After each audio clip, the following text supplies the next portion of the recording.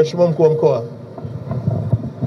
Mheshimiwa Waziri Mkuu, mimi nitumie nafasi hii kwanza kukushukuru sana wewe kwa kufanya ziara hii ambayo inakuja kutatua matatizo makubwa ya Watanzania wenzetu. Lakini kama ambavyo jana nilisema, tuliwaomba radhi sana kwa sababu yapo baadhi ya matatizo ambayo yametokana na kutokuwa watendaji wazuri sisi wenyewe. Lakini jambo nyingine Mheshimiwa Waziri Mkuu, kwa ufanuzi tu, barabara hii ilikuwa na matatizo karibu 3 au 4. Ilikuwa wananchi wakipanda hapa magari kuelekea kule mjini kwa kupita Jangwani, wakati wa mafuriko wanashindwa kupita pale Jangwani na wanapoteza muda Jangwani kwa sababu ya mafuriko ambayo yametokea. Nitumie nafasi hii kukushukuru salamu kwa Mheshimiwa Rais kwamba lile daraja la Jangwani sasa linajengwa na linajengwa kwa bilioni 97 na litakuwa lina span ya mita 300 na watembea kwa miguu mita 750. Lakini sambamba na hilo pia watu wanaotoka huko wanaoelekea Moroko nao walikuwa na tatizo, wakifika pale kwenye mto Ng'ombe pale wanashindwa kuvuka kwa sababu pia mafuriko, na sasa hivi daraja linajengwa kwa bilioni 11.6 na tayari mkandarasi yuko site na muda wote kutoka sasa madaraja haya yatakamilika. Lakini ukitoka hapa Ubungo kuja mpaka hapa Kimara mwisho hapa, barabara upande huu haikuwa pana. Kwa tayari kuna kilomita 5 ambazo zinajengwa kuunganisha na hii barabara ya huku ambayo inatengenezwa kwa bilioni 83. Na barabara hii Mheshimiwa Waziri Mkuu imewekwa manholes kwa maana ya chemba 280 zinazoachana kwa mita 35. Na mabomba ya maji yamefukiwa chini, sio tena mitaro ya wazi kwa maana open drainage. Kwa hiyo barabara hii maana yake tatizo la kwanza lilikuwa kwenye miundombinu.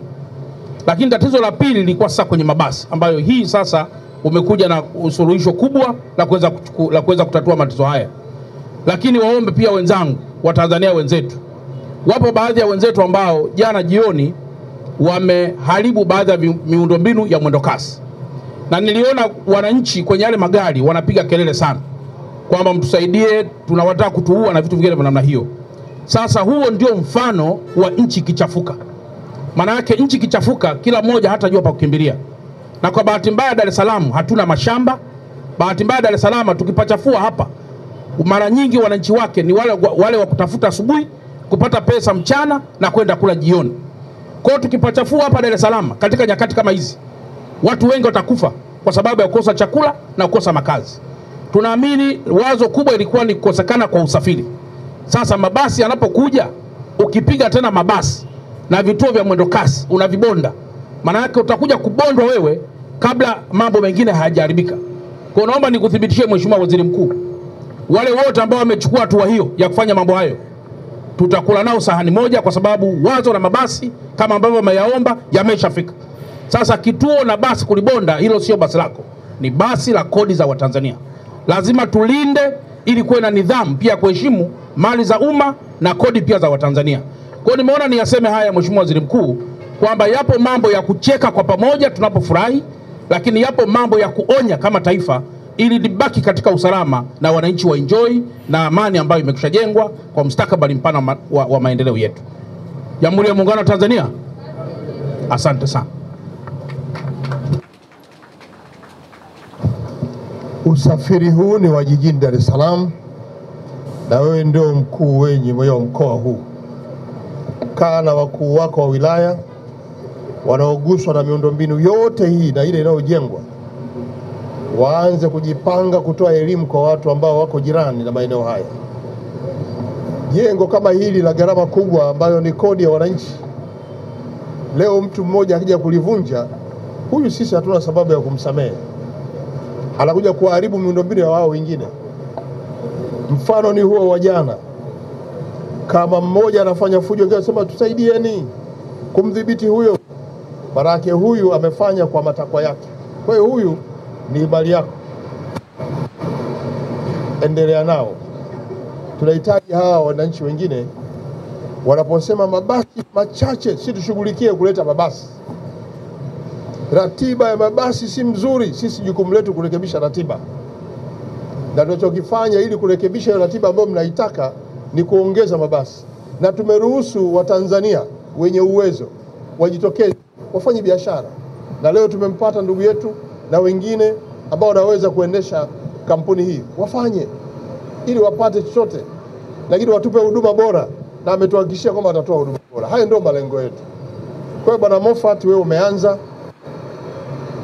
leta hayo mabasi, na hayo ni yale ambayo yamefanywa mahesabu, yanatosha yakija 49, lakini tunahitaji tuokoe ruti hii kwanza, ambayo tayari ina upungufu mkubwa wa mabasi, na kuleta kwako mabasi 60 na yale yaliyopo 30, tunaamini tutafika hatua nzuri. Kwa hiyo muendelee kuamini kwamba tunafuatilia kwa karibu, tuone hatua hizi kuwa zinafika, ziweze kuridhisha usafiri wa hapa jijini Dar es Salaam. Lakini pia yale aliyosema, eneo hili Watanzania waanze kutumia fursa ya kuwa wanapaki magari ya abiria ambao wanataka kuacha gari hapa, anaenda jijini, arudi akute gari yake, ili aweze kuendelea na shughuli zake. Hayo ndio malengo yetu. Jamani, nawashukuru sana. Asante sana. Tuendelee vizuri na kazi zetu. Asante.